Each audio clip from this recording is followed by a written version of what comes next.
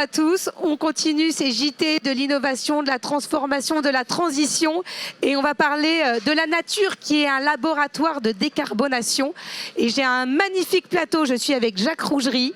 Bonjour, vous êtes architecte océanographe et président de la Fondation Jacques Rougerie. Merci d'être avec nous. Merci à vous surtout. Nous sommes avec Carlos Moreno, qu'on ne présente plus, qui est un habitué du Transition Forum, qui est l'homme de la ville du quart d'heure, mais qui est là aussi comme professeur associé et directeur scientifique de la chaire ETI-UEA Paris-Sorbonne. Merci à tous les deux d'être là. En guise d'introduction, je vais profiter de dès le début et continuer de vous présenter le reste de la table ronde, puisqu'ils ont un train dans 6 minutes. Donc on est obligé d'être vraiment très timé. Et Greg Lecoeur est également avec nous. Merci Greg d'être avec nous. Photographe, élu meilleur photographe nature par le National Geographic. C'est un honneur de vous avoir avec nous aujourd'hui. Et également Vincent Doumézel qui va nous éclairer justement pour nous dire comment la mer peut être un véritable réservoir de solutions. Merci d'être avec nous aujourd'hui. Donc, on va commencer tout de suite avec vous, Jacques, pour pouvoir vous libérer. Donc, est-ce que vous qui avez cette expérience, qui êtes cet observateur aguerri, comment la nature peut être justement, finalement, nous apporter les véritables solutions? Depuis 3 milliards 800 millions d'années, la nature n'a fait que se peaufiner à travers les écosystèmes. Et il y avait un homme extraordinaire, un génie qui était Léonard de Vinci. Il y a 500 ans, il avait déjà compris ce que vous êtes en train de dire. Il disait à ses étudiants, allez prendre vos leçons dans la nature, c'est là qu'est le futur. Et on est en plein dedans, dans la transversalité des disciplines, dans le savoir. La nature peut justement nous accompagner dans les grands sujets que nous traitons depuis ce matin, la transition écologique. Et est-ce que vous avez des exemples concrets? Des exemples, on se dit, ah, tout ça, on peut en tirer profit de la nature. Déjà, Léonard de Vinci avait pensé l'hélicoptère, mais la technologie à l'époque, il y a 500 ans, ne permettait pas de faire l'hélicoptère. Donc il a observé tout simplement la libellule et comment elle se positionne en géostationnaire. Et regarder un hélicoptère se positionne en géostationnaire. Et puis après Icare, Icare, on a rêvé de voler, on a observé les oiseaux et on voit les ailes à l'heure actuelle des différents avions qui, en bout d'aile, on crée des formes justement parce qu'on observe comment les oiseaux, les aigles et tout se déplacent dans les masses d'air. Et puis il y a des milliers d'exemples de plus en plus dans différentes disciplines, que ce soit la médecine, que ce soit l'architecture qui m'intéresse évidemment, le design, tout ce qui est lié à la robotique, on le voit à l'heure actuelle, surtout que vous avez en plus l'informatique, les modeleurs. Donc là aussi, donc le génie humain accompagne ce génie de la nature. Moi, je crois beaucoup au futur, grâce justement à la nature, à cette transformation que nous sommes en train de vivre dans les différentes disciplines. Et une dernière question, comment votre... Pour les jeunes, c'est fabuleux. Hein. Pour les startups, d'ailleurs, il y a plein de startups. Alors, les startups aujourd'hui sont très engagées. Il parle de la mer, mais c'est de l'océan que naîtra le destin des civilisations à venir. C'est pas lui que je peux dire ça. Et comment votre fondation agit? Est-ce qu'elle accompagne les grands groupes? Est-ce qu'elle va justement les aider à trouver les solutions adaptées? Tout à fait. Alors, c'est transmettre aux jeunes cette passion qu'on a de la mer, de cette biodiversité, justement de la bionique, de la bio-inspiration, du génie de la nature. Et cette fondation que j'ai eu la chance de créer il y a 10 ans à l'Institut de France, on récompense au niveau international des jeunes qui se mettent en transversalité de discipline. Et on a des projets absolument extraordinaires qui donnent confiance sur le futur. Carlos Moreno, quel est votre regard, vous qui êtes quand même un urbaniste, hein, est-ce que vous êtes plus habitué des villes? Comment on arrive à tirer de la nature les véritables solutions pour nos villes aussi? Tout à fait, Laura, et bonjour et merci. Très rapidement, parce qu'effectivement le temps nous est compté, je suis un passionné d'un Allemand, mais qui était un citoyen du monde, qui s'appelait Alexander von Humboldt, qui a été explorateur, botaniste, qui a créé la première collection à travers le monde de feuilles, de fruits, et qui a eu toujours une pensée systémique en disant l'homme et la nature sont connectés. Et je discute beaucoup, j'étais avant-hier à un grand congrès mondial sur la question de la nature en ville. Et mon point de vue est un peu différent de beaucoup de mes collègues qui veulent amener la nature dans la ville. Moi, je leur dis, il faut s'inspirer, il faut être Humboldtien dans cette idée systémique. Je dis, il faut que la ville soit au naturel. Plutôt qu'avoir de la nature en ville, il faut faire la ville au naturel. Mais les deux ne sont pas incompatibles. Ils ne sont pas incompatibles, mais la démarche n'est pas la même. Dans un sens, on va vouloir implanter un certain nombre d'entités qu'on va ramener pour construire donc, un meilleur parcours de vie. Dans l'autre sens, quand on dit la vie au naturel, on va chercher ce qu'on appelle, nous, dans l'urbanisme, les ressources cachées de la ville. Donc, on est à côté de l'eau, qu'est-ce qu'on va faire avec de l'eau? On a de l'air, qu'est-ce qu'on va faire avec de l'air qui passe par là? On a une rivière enfouie, pourquoi elle est enfouie? Il y a certains types de fleurs qui sont là. Donc, on cherche à plutôt retrouver les ressources locales et à les optimiser. Et ça vient se rejoindre avec ce concept ville des quarts d'heure, territoire à demi-heure, parce qu'on va donner dès l'avant à la proximité, et la proximité biologique est une proximité parmi d'autres. Et est-ce que vous avez un exemple concret avant de vous libérer à nous donner de ressources que vous avez retrouvées au cœur de la ville et que vous avez réussi à exploiter? Rien que des eaux enfouies. Donc rien que le fait d'avoir une rivière souterraine qu'on va ouvrir soit sur son lit, soit on va l'utiliser. J'ai plein de cas où on fait des tirages pour avoir des fontaines avec de l'eau potable, parce que l'eau, quand elle se trouve en profondeur, c'est de l'eau souvent potable. À Paris, on a, par exemple, rue Bobillot, place de la Contrescarpe. Les gens, ils se ruent là-dedans, juste pour remplir les bidons d'eau, le gourde, même des bidons, parce que c'est un des lots le plus pur de tout Paris. Et la piscine de la butte aux Cailles, elle est chauffée à partir de la Vièvre qu'on va chercher à 150 mètres de profondeur, et ça fait le chauffage de la piscine, qui à son tour, avec la vapeur d'eau, va venir chauffer les cuisines de l'école qui est à côté. Vous voyez, donc là, on a une ressource locale qu'on va aller chercher. Merci beaucoup, je vous libère, j'avais promis de vous libérer dans les temps.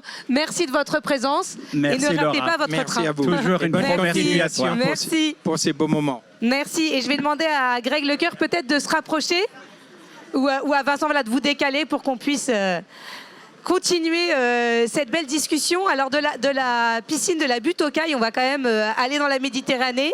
Vincent Doumézel, je n'ai pas dit votre titre, vous êtes conseiller pour les océans au Pacte mondial des Nations Unies, et surtout vous êtes l'auteur d'un livre qui s'appelle La révolution des algues. Donc les algues, on les voit de plus en plus, hein. Moi qui observe beaucoup les jeunes start-up, de plus en plus on met l'algue en avant, mais est-ce que vous pouvez nous dire comment elle peut tout révolutionner, ou presque? L'algue est sans doute l'organisme le plus abondant et le plus inexploré au monde en fait. Déjà parler d'algues c'est très vaste parce que ça regroupe 12 000 types d'algues différents qui sont très différents. Il faut savoir qu'il y a un demi-milliard d'années les algues vertes ont migré sur Terre, hein. Les premiers organismes, tout vient des algues, tout est né dans les algues. Ces algues vertes, donc il y a un demi-milliard d'années, elles migrent sur Terre et elles donnent naissance à toute la végétation que vous voyez autour de vous. Donc tout ce que vous voyez là, finalement, c'est des cousins d'algues vertes. Et une algue verte, elle est beaucoup plus proche d'un fraisier ou d'un baobab qu'elle ne l'est d'une algue rouge. Donc cette diversité de génétique, elle va donner lieu à une diversité de solutions qui va être immense. Donc les algues, elles vont notamment nourrir les hommes, évidemment. On a 1 milliard de personnes qui meurent de faim. On a la chance de pouvoir l'oublier parfois ici, mais 1 milliard de personnes qui meurent de faim et 300 000 personnes tous les jours à nourrir en plus sur Terre. Les algues sont des bombes nutritionnelles. Et d'ailleurs, on voit, Vincent, pardon de vous couper, qu'il y a de plus en plus de startups qui s'intéressent à l'algue comme aliment et qui développent des algues à déguster ou à mettre dans ses repas, dans ses plats, pour avoir justement cet apport nutritionnel très riche. Alors qu'avant, quand on disait on va manger des algues, bon, à la limite dans des restaurants asiatiques, mais ça s'arrêtait là.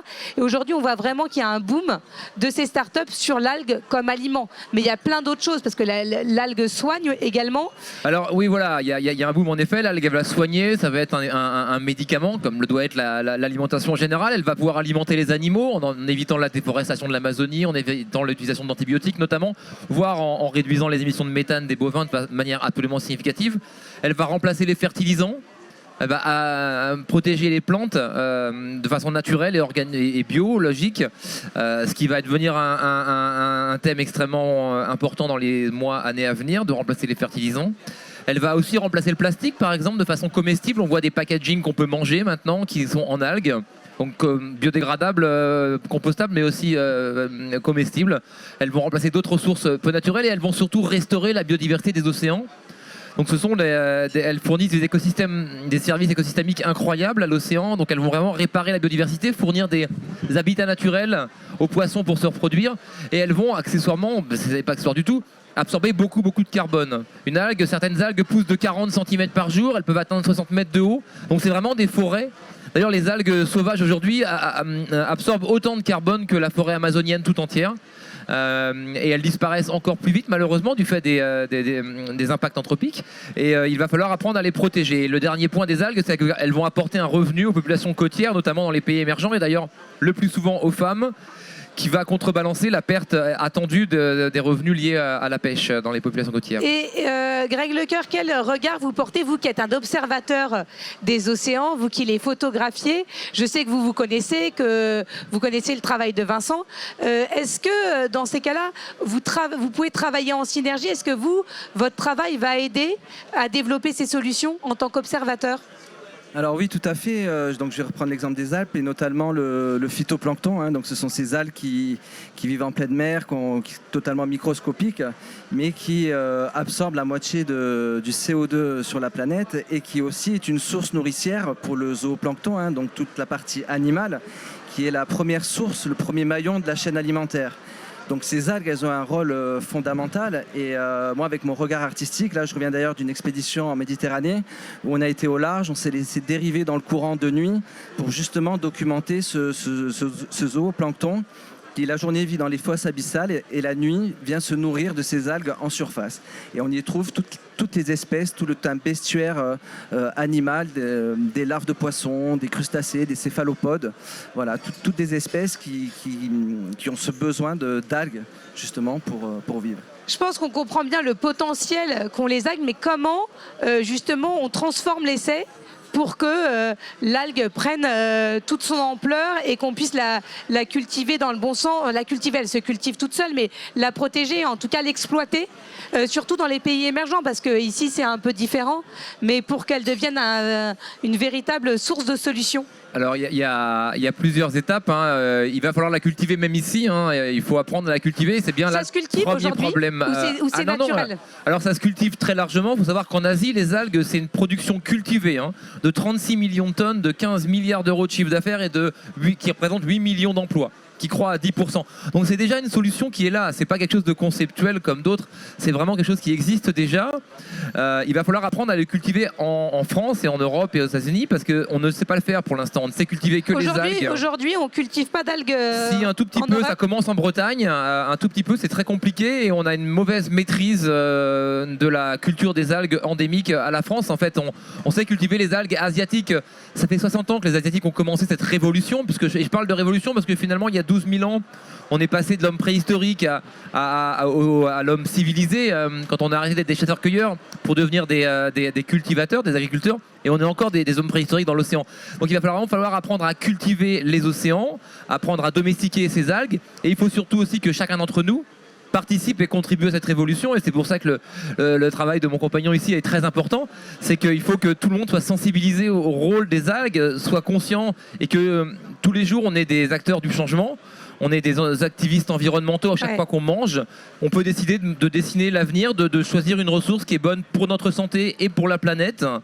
Et moi je crois que ce combat il a rien de personnel. Moi je suis un père de 3 enfants, j'ai envie de les nourrir avec autre chose que des drames et des peurs comme on le fait aujourd'hui, et de leur fournir des solutions et des espoirs. Je pense que les algues en sont une formidable source d'espoir. On a bien besoin de bonnes nouvelles aujourd'hui, et il faut passer le message, il faut apprendre à les cuisiner, il faut apprendre à les apprécier et apprendre à les cultiver surtout. Et on pourrait se souvenir de nous peut-être comme la première génération sur Terre à avoir nourri l'ensemble de la population mondiale, tout en réparant le climat et en réparant la biodiversité. Alors comment vous agissez? Est-ce qu'il faut convaincre le grand public de changer son comportement? Est-ce qu'il faut convaincre les acteurs de l'agroalimentaire? Les deux? Et comment tout à la fois, il va falloir convaincre les scientifiques, développer des vocations pour la biologie marine. On manque cruellement de scientifiques. Aujourd'hui, on a 70 chercheurs, on a 550 chercheurs à l'INRA qui travaillent sur 2 types de blé très similaires, 550. On a 70 chercheurs en France qui travaillent sur 12 000 types d'algues très différents. Donc il y a un déficit scientifique. Il faut favoriser les vocations pour la biologie marine, c'est un premier point. Expliquer combien c'est beau ce qui se passe dans l'océan, en effet, et combien c'est important pour la planète. Il va falloir éduquer le marché aussi. apprendre à consommer plus d'algues ou de produits à base d'algues. Et il va falloir aussi apprendre à l'ensemble de l'industrie à investir, aux investisseurs, à favoriser le changement, à favoriser l'investissement dans ce nouveau secteur qui est porteur de tellement d'espoir. Greg, est-ce que finalement l'art de la photographie, puisque c'est votre cœur de métier, peut permettre à cette sensibilisation? Parce qu'en fait, en regardant vos photos, forcément, vous alertez. C'est aussi une manière d'alerter différente, mais qui est assez, en tout cas assez forte. Est-ce qu'il y a un rôle à jouer même dans les écoles et d'éduquer au plus jeune âge à cette vision différente et en particulier aux algues? Alors tout à fait. Déjà, la photographie, c'est un moyen d'expression qui est universel. Ça veut dire que tout le monde comprend une photo, on n'a pas besoin de parler un langage spécial. C'est vraiment universel, tout le monde le comprend. Et au-delà de ça, on va transmettre des émotions, on va aller chercher vraiment la sensibilité de chacun. Et au travers de ces images, on va pouvoir améliorer les connaissances auprès du grand public, leur montrer le beau, leur faire découvrir que voilà, les océans, il y a une énorme biodiversité. Et à partir de là, on peut raconter vraiment le cycle du vivant, on peut raconter voilà, comment ils fonctionnent, les différents habitats, et on va amener des petits messages de sensibilisation. Alors, je pense personnellement qu'il y a, aujourd'hui, si on veut améliorer les choses, on parle de ressources dans les océans. Déjà, je pense qu'il faudrait préserver ces ressources, et il y a de nombreux exemples aujourd'hui qu'on a mis en place dans le passé qui ont permis, par exemple, je vais prendre, en ce moment, on parle du thon rouge. Le thon rouge, il y a eu un moratoire sur le thon rouge. Aujourd'hui, le thon rouge est en train de revenir en Méditerranée. Pendant l'expédition au large, on a vu beaucoup de thon rouge. Donc, c'est des exemples qui montrent que... Ça donne de l'espoir aussi. Ça donne de l'espoir et ça montre le fait que quand on agit, quand on met en place des actions, des réglementations, eh bien, on peut préserver la biodiversité. Et comme ça, il y a de nombreux exemples. On peut prendre l'exemple aussi des aires marines protégées, par exemple, qui sont vraiment, pour moi, le plus bel outil pour protéger la biodiversité. Et la biodiversité, aujourd'hui, il faut la mettre vraiment au cœur de notre vie. Parce qu'on n'imagine pas toute la force qu'a la biodiversité. Ça va stocker le carbone, ça va diminuer les virus, ça va être un vivier pour se nourrir. Enfin, voilà, il va y avoir vraiment un rôle. On oublie qu'on est dans un écosystème et qu'on fait partie de cet écosystème. Donc aujourd'hui, c'est important qu'on retrouve notre place dans cet écosystème. Et pour ça, comme vous l'avez dit, ça passe vraiment par le travail de tout le monde. Monsieur tout le monde qui va, dans son quotidien, repenser son mode de consommation. Les politiques qui vont mettre en place des orientations pour que les industriels puissent innover, produire de manière un peu plus durable ou responsable ou raisonnée. Et faire changer les choses, c'est aussi interpeller le grand public. Et vous avez un projet d'exposition pour ça, là, on en a parlé. L'idée, c'est d'une exposition itinérante par rapport à la Méditerranée. Alors, oui, je travaille sur un projet qui s'appelle We Are Méditerranée. L'essence du projet, en fait, c'est de montrer le beau, parce qu'il y avait un grand monsieur à l'époque qui disait « on protège ce qu'on aime ». Donc l'idée, là, c'est de faire découvrir au plus grand nombre cette beauté du monde du vivant et de la Méditerranée. Donc le projet s'appelle We Are Méditerranée. Et donc, on va aller revisiter la Méditerranée, la redocumenter pour pouvoir mettre en place des expositions itinérantes et aller faire des rencontres, notamment auprès des scolaires, pour justement leur montrer ce beau et leur expliquer qu'en Méditerranée, il y a aussi de la pollution, il y a aussi...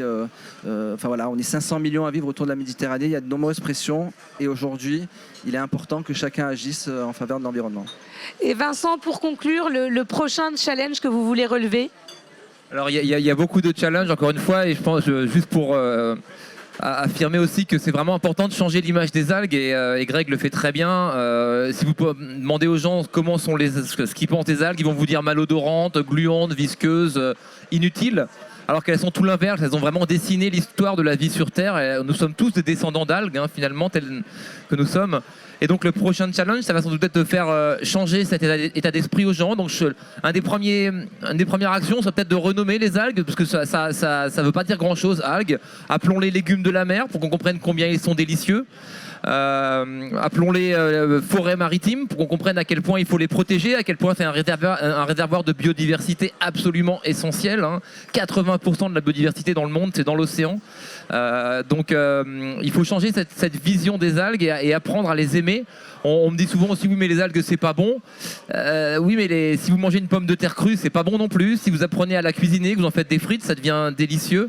Donc c'est la même chose. Il y a vraiment, et c'est un changement de mentalité à opérer à ce niveau-là. C'est ça qui va être le grand challenge, parce qu'une fois que ça sera fait, tout va suivre. Ça commence quand même progressivement. On y travaille. Et bravo.